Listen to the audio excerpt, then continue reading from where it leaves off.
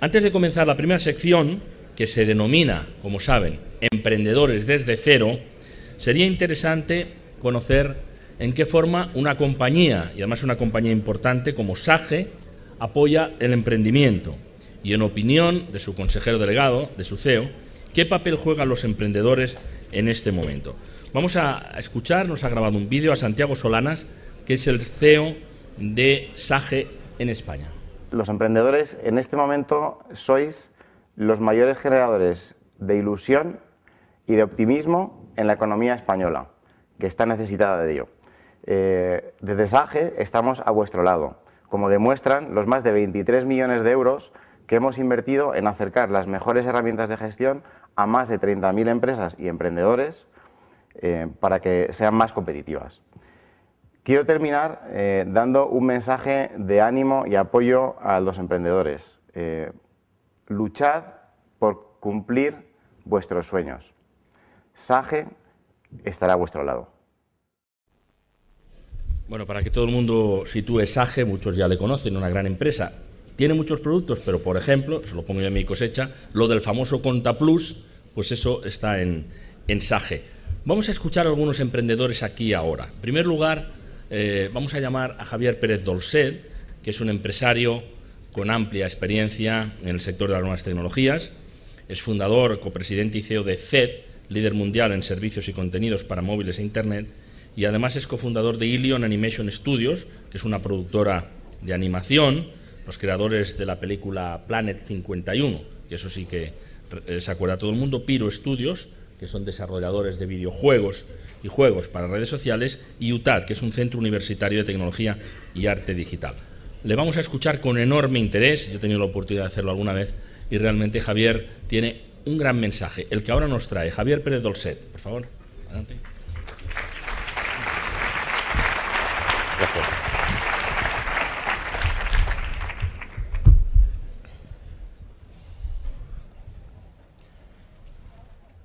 Bueno, buenos días y muchas gracias a la Comunidad de Madrid, Madrid Excelente, por invitarnos. Estoy viendo ahí un vídeo que no sé si debería salir ya, pero querría en los próximos 20 minutos contar un poco cuál ha sido nuestra experiencia en los últimos, exactamente ahora hace 20 años que empezamos, y no me puedo quejar cómo nos ha ido. Creo que hemos hecho algunas compañías de las que nos sentimos muy orgullosos y hacemos muchas cosas todos los días. Y aunque mi nombre es el que aparece ahí, no hay que olvidarse que en un proyecto de esta naturaleza participa mucha gente, muchos que no están listados ahí, otras personas como mi hermano, por ejemplo, que tampoco, con el que hemos emprendido conjuntamente todos estos proyectos, mi padre y mucha otra gente que ha trabajado con nosotros a lo largo de todos estos años, ¿no?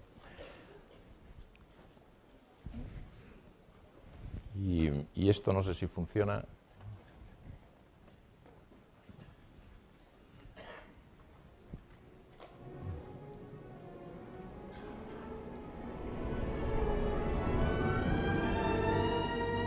Bueno, el primer mensaje que yo quiero transmitirle a todo el mundo y sobre todo a los jóvenes, a aquellos que empiezan, es que el mundo empezó a cambiar hace mucho tiempo. Cuando nosotros empezamos, o cuando yo terminé la universidad hace ya 21 años, 22 años, y decidimos empezar un negocio, digamos, el mundo era más pequeño. Viajar costaba mucho más, las comunicaciones eran mucho más difíciles, y a lo largo de todos estos años hemos visto cómo eso ha ido cambiando. Yo creo que el primer mensaje muy importante que la gente tiene que asumir, y en los proyectos, cuando alguien empieza un proyecto nuevo, es que el mundo es global. Ya los competidores que tienes no están en el barrio de al lado, no están en la ciudad de al lado, no es gente a la que conoces directamente. Probablemente a muchos de ellos te va a costar muchos años incluso llegar a conocerlos personalmente. Son de otras culturas, hablan otros idiomas, y eso hace que el mundo sea mucho más difícil, mucho más competitivo. Pero también tiene grandes oportunidades, porque se nos olvida muchas veces que hemos pasado de un mercado que, como España, tiene 44, 47 millones de habitantes, según a quien le preguntes, que en teoría ese deberían ser nuestros consumidores, y hoy nos encontramos en un mundo que tiene 7.000 millones de personas. Cada una de ellas, yo puedo decir que en nuestro sector, desde luego, tiene las mismas ambiciones, casi prácticamente los mismos gustos y los mismos deseos de consumir productos de futuro y productos de tecnología. Así que, digamos, esa oportunidad de pasar de 47 a 7.000 millones de consumidores merece la pena de largo el nivel de competencia adicional que se tiene, ¿no? Pero hay que afrontarlo desde ese punto de vista.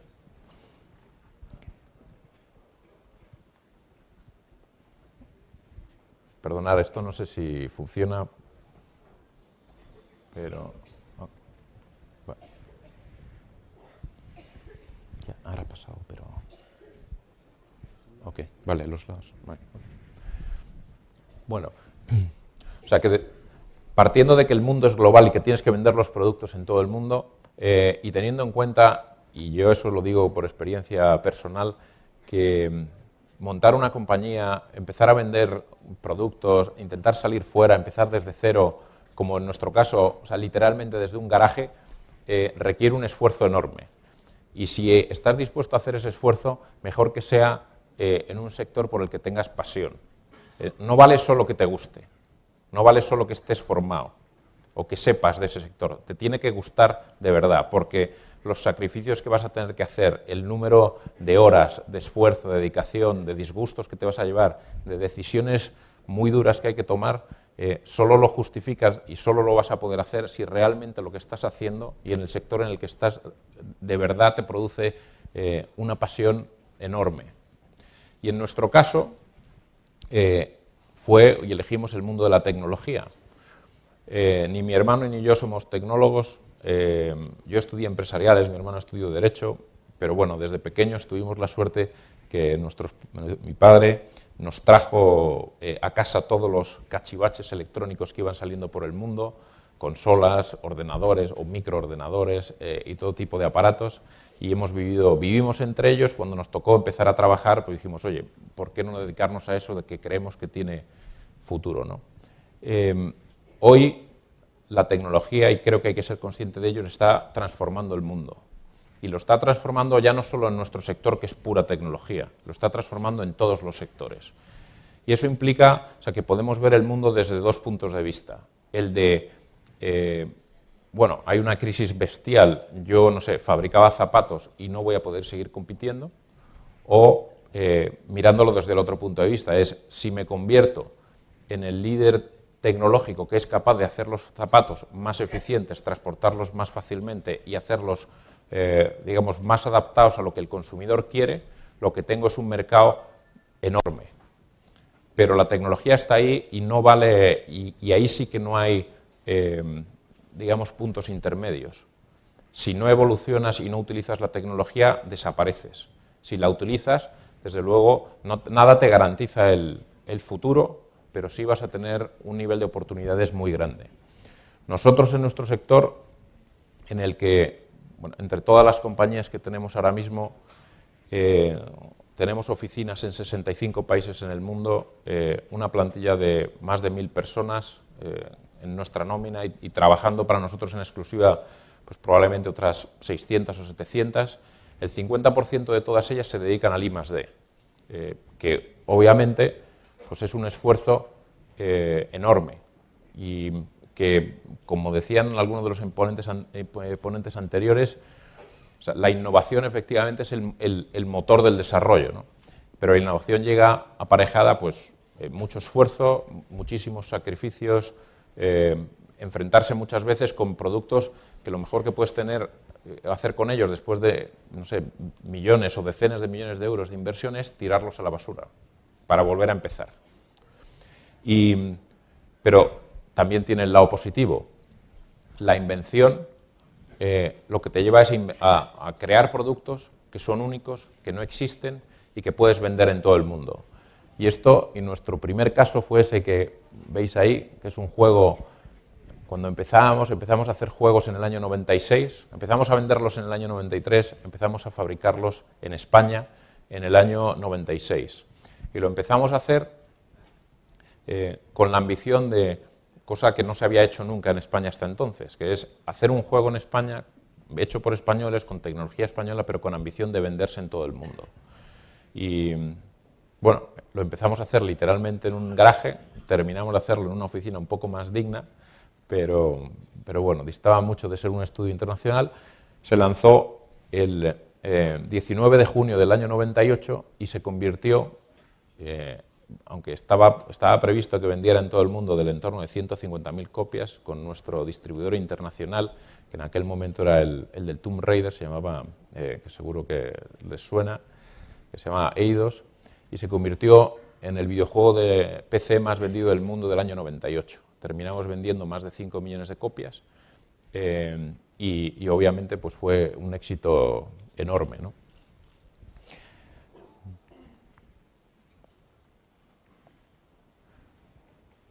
Además de inventar, hay que, otra, digamos, derivada de ese esfuerzo enorme en gente y en investigación, es que hay que inventar, hay que anticiparse a las tendencias del mercado. Cuando tú empiezas a fabricar un producto como el que hablamos, como comandos o como cualquiera de las cosas que hacemos hoy, empiezas a desarrollar una tecnología que no va a llegar al mercado hasta 2 o 3 años después. Por lo tanto, tienes que estar previendo cómo va a ser el mundo dentro de 2 años, cómo va a ser el mundo dentro de 3 años, y si lo miras desde el punto de vista de compañía, probablemente lo que estás es planificando una serie de productos que te van a llevar 8 o 10 años por delante.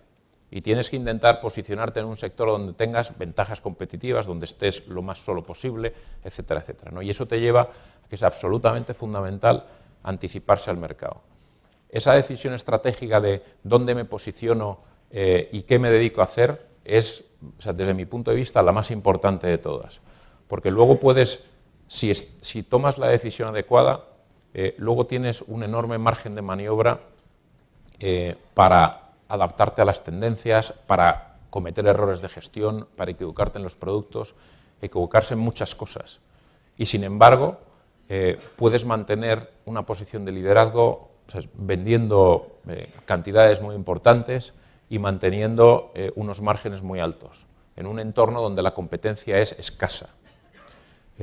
Es mucho más fácil consolidarse y desarrollar una compañía en un entorno donde hayas sido capaz de anticipar la tecnología, que entrar en un sector ya consolidado donde lo que tienes es que competir de tú a tú en ofrecer un mejor producto de forma marginal y encima en una competencia de costos importante. En nuestro caso, fuimos probablemente una de las primeras compañías que apostó por el desarrollo de los productos y los servicios para móviles, y hablo del año 98, 99, y eso nos ha llevado a que hoy ZED es la compañía número 1 del mundo en el sector. Tenemos presencia en 65 países, como decía antes, 140 millones de clientes, que es pues muchos más de las que tienen muchas de las compañías, de las grandes compañías de Internet. A pesar de la crisis, seguimos creciendo a ritmos del 60 al 70%. Y este año pues, nuestra facturación está alrededor de los 1.000 millones de dólares. O sea que se puede, a pesar de todos los cambios tecnológicos, a pesar de la crisis, a pesar de los problemas, se pueden desarrollar compañías si eliges muy bien el sector y las tendencias. Y cuando te enfrentas al dilema ese de la hoja en blanco, de decir, bueno, ¿en qué sector me voy a posicionar? Obviamente, la primera respuesta que hay que dar es, bueno, es que voy a tener que hacer algo que no se ha hecho nunca. Voy a tener que ser pionero, y ahí el refrán ese del pionero se lleva todas las flechas, lo cual es absolutamente verdad, pero la realidad es que se puede hacer.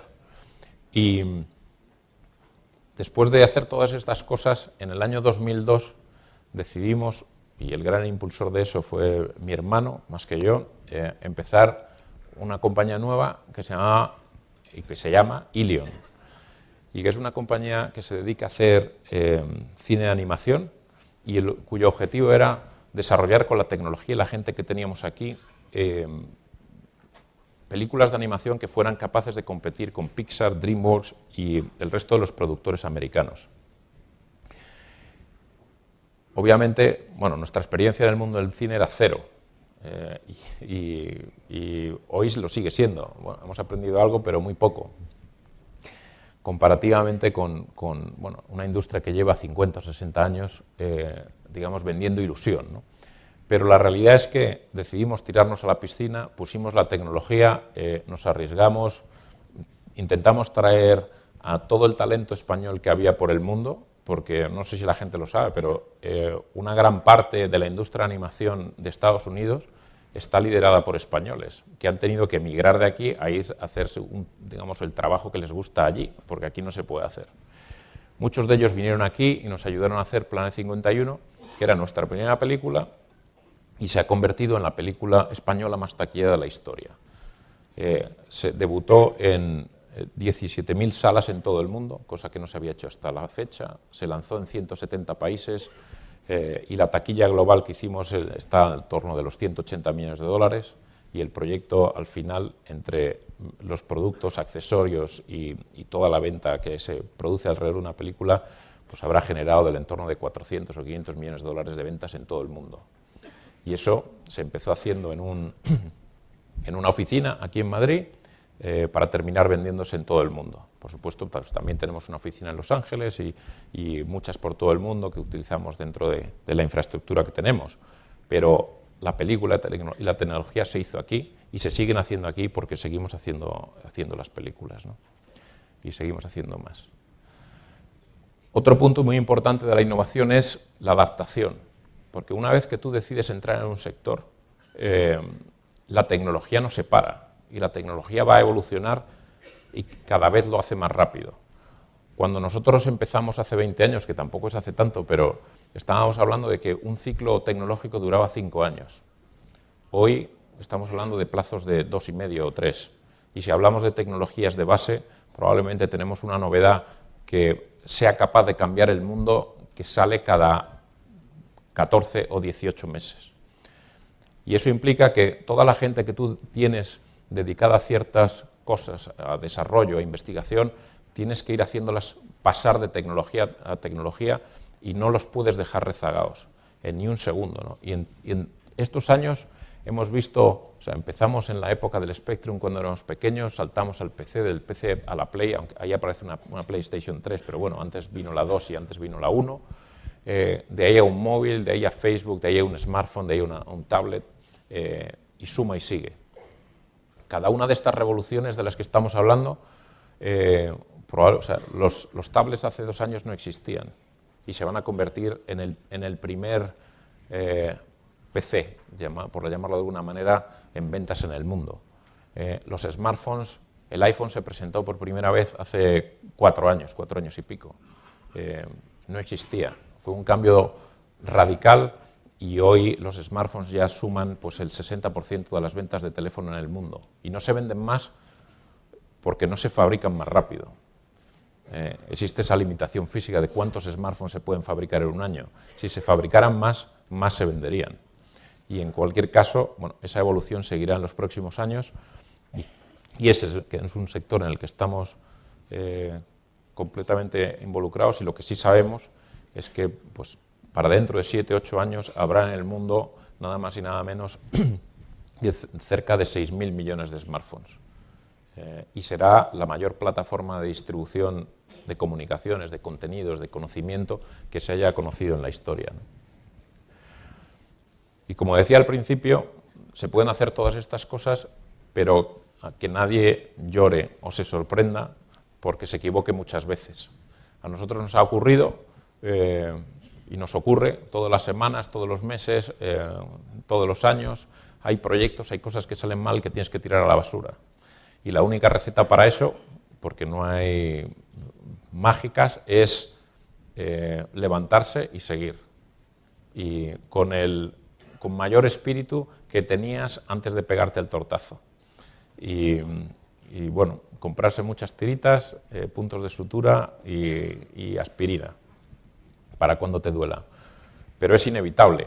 Entonces, yo creo que también en este país, y uno de los ponentes lo decía antes, donde el fracaso está estigmatizado, yo creo que es una de las cosas que hay que cambiar filosóficamente en este país.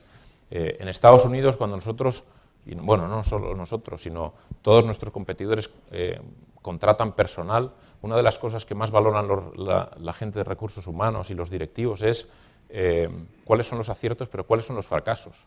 En qué proyectos ha estado una persona y por qué han fallado, o por qué ha fallado el proyecto, o por qué ha fallado él en ese proyecto. Y hay veces, y digo a título ya como persona, pues puedes encajar dentro de una compañía o puedes no encajar. Y ese aprender del no encajar es tan valioso como haber acertado. Aquí en este país, pues eso es absolutamente al revés. Parece que es un drama personal, eso de equivocarse y fallar, ¿no? O simplemente tener que cambiar de trabajo porque no te llevas bien con tu jefe, o simplemente los productos de la compañía en la que trabajas pues no te gustan, no te han dejado de ilusionar. Yo creo que hay que hacer un cambio mental ahí muy importante. ¿Y cuál es el motor de todo esto que hacemos y que creo que hay que seguir haciendo en el futuro? Pues en el fondo son las personas. Para nosotros, y lo decimos, lo llevamos diciendo siempre, de todas esas 1000 y muchas personas que trabajan para nosotros en el mundo, nuestros activos todos los días bajan en el ascensor, se van al parking o se van al transporte público y se van a sus casas. Y nos tenemos que asegurar que al día siguiente vuelven.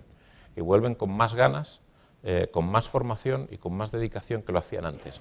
Cosa que no es nada fácil. Pero no es nada fácil porque hemos creado en este lado del mundo, en Europa y en España, una cultura donde, y a mí me sorprende muchas veces y contrasta enormemente con las corrientes y las cosas que vemos en Asia o en Latinoamérica ahora todos los días, ¿no?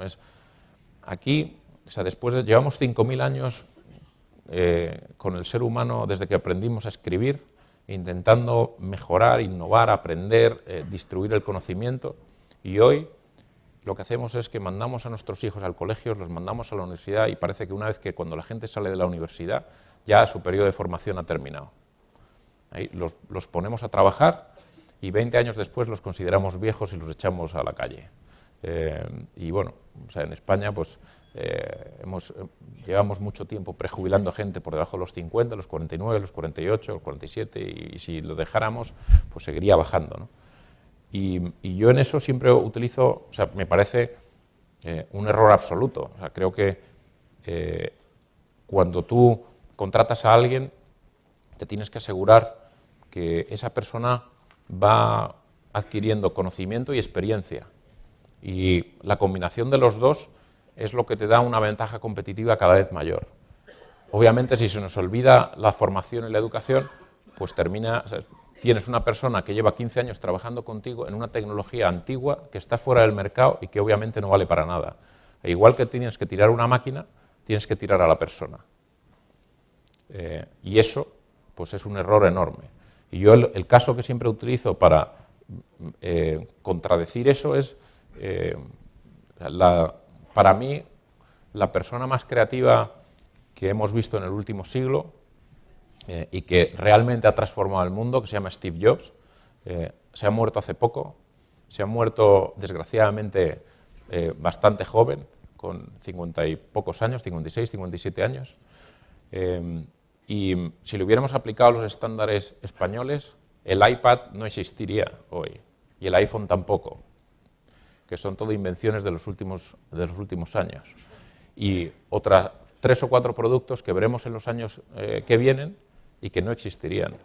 Si alguien sigue la trayectoria de Steve Jobs, su capacidad creativa y las cosas que era capaz de inventar hace 20 años no son nada comparadas con las que tenía los últimos 5 años. Y bueno, es un individuo excepcional, por supuesto, pero yo creo que es un ejemplo bastante claro de un cambio de filosofía que hay que hacer y que desde luego este país necesita profundamente. Porque como decía antes, eso no está ocurriendo en otros sitios del mundo. Nosotros tenemos oficinas en toda Asia, el ansia de saber, el ansia por progresar, las ganas de trabajar, la cantidad de esfuerzo que los ciudadanos asiáticos están dispuestos o los jóvenes asiáticos están dispuestos a ponerle las cosas hoy en día, o sea, no es comparable a lo que hacemos nosotros hoy. No es lo comparable a lo que se hace en España o lo que se hace en Europa.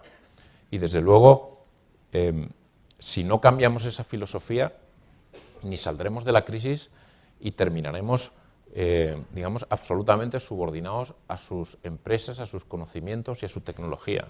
Y bueno, esto verá en ciclos y a lo mejor dentro de 75 años pues vuelve a cambiar. Pero desde luego hoy, filosóficamente, estamos muy lejos de ahí.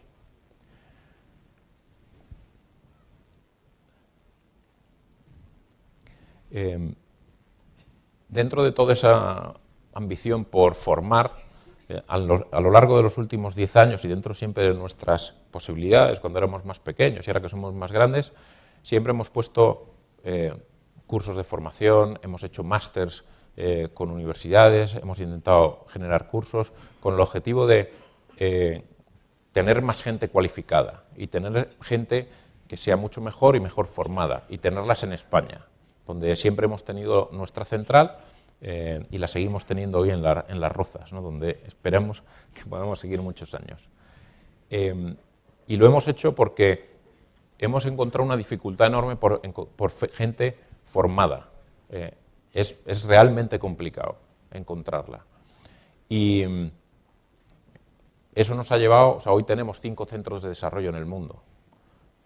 Y esos centros, pues digamos, 5 centros de desarrollo que planifican y hacen todos nuestros productos, ¿no? Y sin embargo, lo hicimos porque en España no empezamos a conseguir o no conseguíamos la suficiente gente. Hubiéramos contratado cualquier número de gente que hubiéramos podido encontrar con ciertos perfiles. Y en un momento determinado decidimos crear una universidad especial y destinada nada más que a formar a la gente en tecnología. Y la razón es porque creemos firmemente que la formación es la mejor herramienta que hay para el desempleo y la mejor protección que le puedes dar a un empleado. Y desde luego, hoy que se habla tanto de las reformas laborales y tal, yo cambiaría formación por seguros de desempleo. Es mucho más valioso y mucho más económicamente gratificante, porque conseguiremos que la gente vaya para adelante y no para atrás. Y esa carga de la formación, yo estoy seguro que las compañías están encantadas de hacerlas porque, o sea, también se beneficiarán ellos, ¿no? Un par de, digamos, principios fundamentales que seguimos y que me gustaría transmitir antes de terminar. El siguiente es la fidelidad. Cuando tú estableces y empiezas a desarrollar ese negocio, que es un sacrificio de muchos años, creo que la fidelidad es importantísima.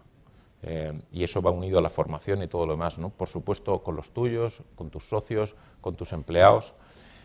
Pero no hay que pasarse, y también en Europa nos hemos pasado. O sea, una cosa es proteger al que no puede o al que no lo necesita, y otra cosa es proteger al que no quiere. Y en las compañías, en las organizaciones y en los países, eso desgraciadamente nos empezamos a encontrar un montón de ellos, que es, oiga, yo no estoy dispuesto a hacer nada y lo que quiero es que me lo den todo. Pues desgraciadamente el mundo no funciona así. Y hay miles de millones de personas que harían cualquier cosa por quitarte la oportunidad que tú tienes en tu país, ¿no? Y eso pues es algo que hay que combatir con enorme fuerza. 2 puntos más. El primero, máxima prudencia financiera, que también se nos ha olvidado en los últimos años. Y básicamente con una máxima muy simple, pero que siempre funciona, que es invierte lo que tienes, no lo que quieres tener.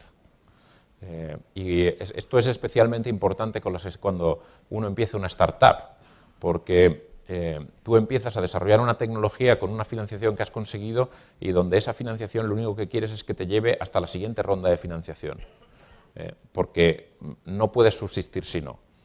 Bueno, ese es un planteamiento que hay que, desde mi punto de vista, o sea, tiene que ser muchísimo más prudente.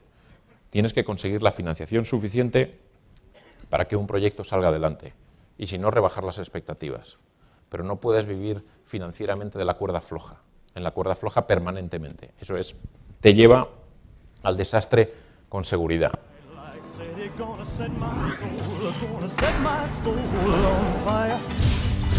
whole lot of money that's ready to burn, so get those stakes up higher. There's 1,000 pretty women waiting out there. They're all living a devil may care.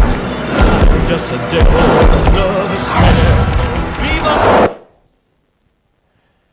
Y por último, un mensaje de si empiezas un proyecto, es posible, o sea, darle la máxima ambición, porque vamos, mi conclusión es que se puede hacer, desde España se puede hacer, y con la gente que tenemos aquí, que tiene un enorme talento, y cambiando algunas cosas de nuestro sistema, pero no tantas, yo creo que se puede conseguir. Muchas gracias.